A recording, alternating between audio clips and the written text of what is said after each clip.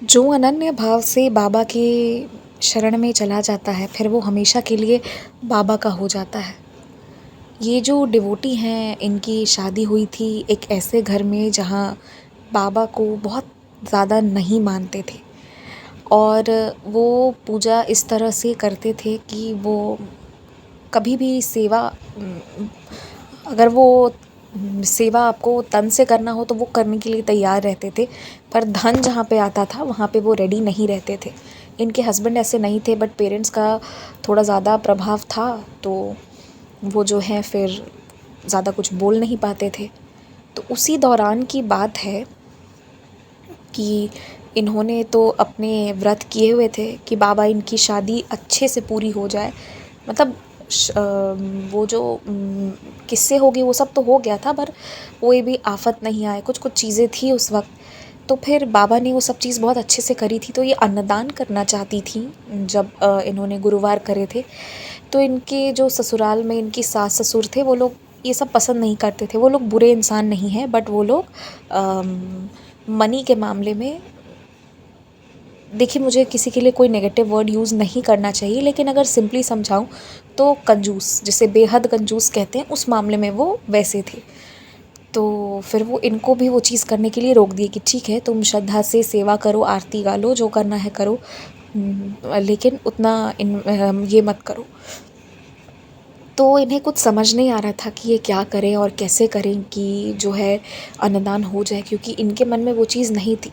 And by the way ये भी working है तो ये किसी से मांगने भी नहीं जा रही थी, लेकिन फिर भी इनको रोका जा रहा था। तो एक बात तो तय थी कि ये वो सब कर सकती हैं, कोई इनका कार्ड और बैंक बैलेंस चेक करने नहीं आएगा, लेकिन ये क्या नहीं कर सकती हैं कि घर से नहीं ले जा सकती हैं या घर पर बनवा के कुछ नहीं कर सकती हैं, जो करना है बाहर। अब बाबा की ऐसी लीला होती है कि उसी दौरान इनकी मुलाकात एक रोड साइड वेंडर से होती है जो 20 रुपीज़ में 5 पूड़ी और सब्ज़ी बेच रहे होते हैं, जस्ट फॉर 20 रुपीज़। और ऐसा नहीं कि वो बस थोड़ा सा था, एक डिसेंट अमाउंट में था कि एक पैकेट दो तो किसी का पेट ठीक ठाक भर सकता है। ठीक है, तो मतलब ऐसा इन्होंने कभी पहले देखा नहीं था, क्योंकि 20 रुपए में आजकल क्या मिलता है। तो उस तरह के उन्होंने बहुत सारे पैकेट्स बनवाए और बाबा को फिर वो अर्पित किया और अपना अन्नदान इन्होंने चुपचाप घर के बाहर कर लिया। तो फिर इन्हें ये रियलाइज़ हुआ कि मतलब जो इनके सास ससुर की जैसी नीयत थी तो उसी तरह से बाबा भी इनसे लिए, वरना 20 रुपीज़ में इतना कुछ कहाँ से बन सकता है, और कभी इन्होंने इतने कम में दिया भी नहीं था। लेकिन बाबा ने इनसे वो सेवा तो कर ली, यहाँ से ये जर्नी शुरू हुई। अब इसके बाद इनके हस्बैंड जो थे उनकी कोई विशेष जो है वो बाबा में मतलब भक्ति बहुत नहीं थी। ठीक है, और उनके साथ कुछ कुछ चीज़ें जो और अच्छी नहीं भी हुई थी उसके कारण पहले पास्ट में तो वो भगवान को बहुत अच्छा नहीं मानते थे। तो अब होता ये है कि इनके हस्बैंड कॉरपोरेट सेक्टर में थे बट पर्सनली भी वो कुछ कुछ चीज़ें कर रहे थे। तो उन्हें किसी के साथ एक डील फाइनल करना था और वो डील फाइनल हो ही नहीं पा रही थी। वो पार्टी तो हमेशा आती, बातें हो जाती, सब कुछ हो जाता, लेकिन फिर वो पता नहीं ऐसा लगता कि वो अनसेटिस्फाइड और वो चले जाते और फिर वो सामने से आते। तो इनको, क्योंकि अगर वो होती तो वो इनको बहुत ज़्यादा प्रॉफिट होता, बहुत ज़्यादा, क्योंकि इनके हस्बैंड का बिजनेस सेक्टर में भी बहुत इंटरेस्ट था। तो होता ये है कि एक दिन की बात रहती है, ये बाबा से बहुत प्रार्थना करती हैं कि प्लीज़ बाबा आप मेरे हस्बैंड की हेल्प करिए और उनका ये काम आप करवाइए, वो बहुत मेहनत कर रहे हैं और बहुत चाह रहे हैं।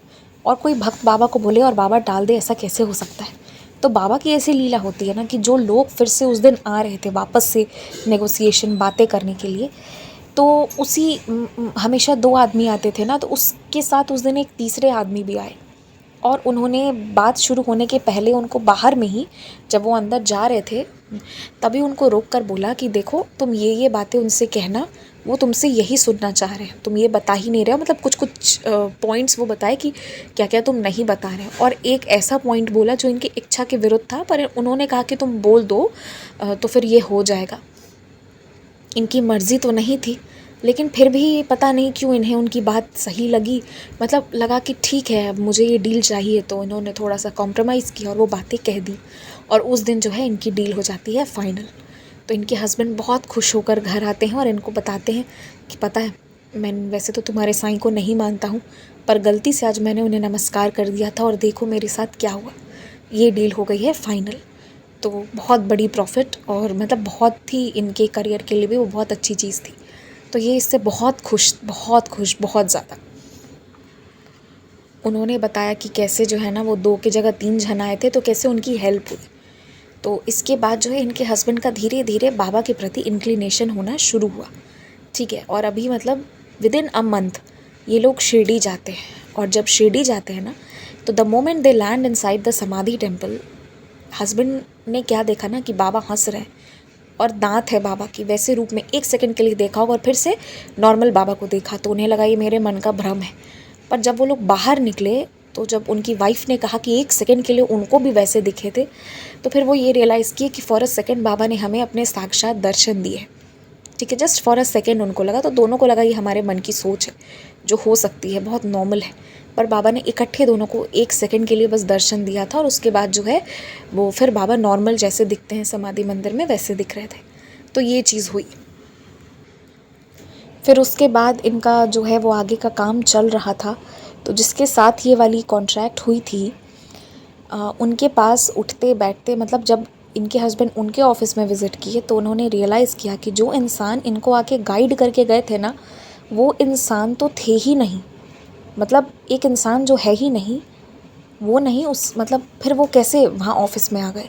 तो इनके हस्बैंड ना डर गए, इनको लगा कि वो बहुत मतलब एकदम डर गए कि कैसे वो किसी आत्मा से तो बात कर लिए, उनको ये चीज़ लगी।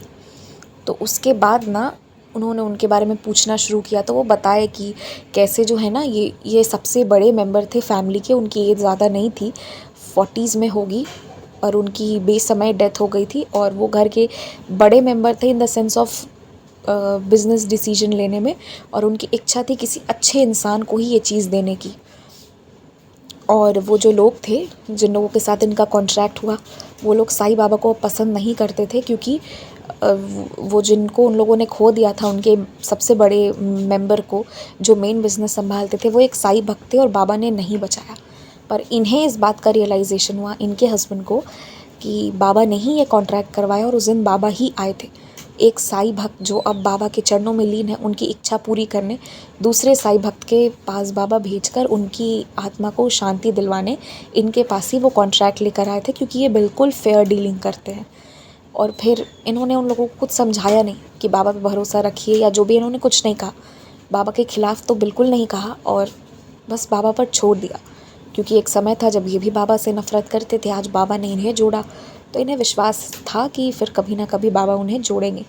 पर इससे इन्हें यही रियलाइज़ हुआ कि बाबा ना अपने भक्त की इच्छा पूरी करने के लिए किसी भी हद तक जा सकते हैं। इधर इनकी वाइफ़ की इच्छा पूरी करने के लिए, और उधर उनके उस भक्त की इच्छा पूरी करने के लिए जो इस दुनिया में है ही नहीं। लेकिन उसकी इच्छा थी कि एक अच्छे इंसान के साथ वो चीज़ एक फ़ेयर डीलिंग हो, वरना मार्केट में बहुत फ्रॉड होता है। तो वो चीज़ बाबा दोनों की इच्छा पूरी किए। तो बाबा बाबा हैं, कोई हो या ना हो, यदि उसकी इच्छा इस पृथ्वी पर है और वो साईं का बच्चा है, तो बाबा ज़रूर पूरी करते हैं। एंड उनको कह सकते हैं कि बाबा का एक नया रूप देखने को मिला, जिसके बारे में और मैं क्या ही बोलूँ। जय साईं राम।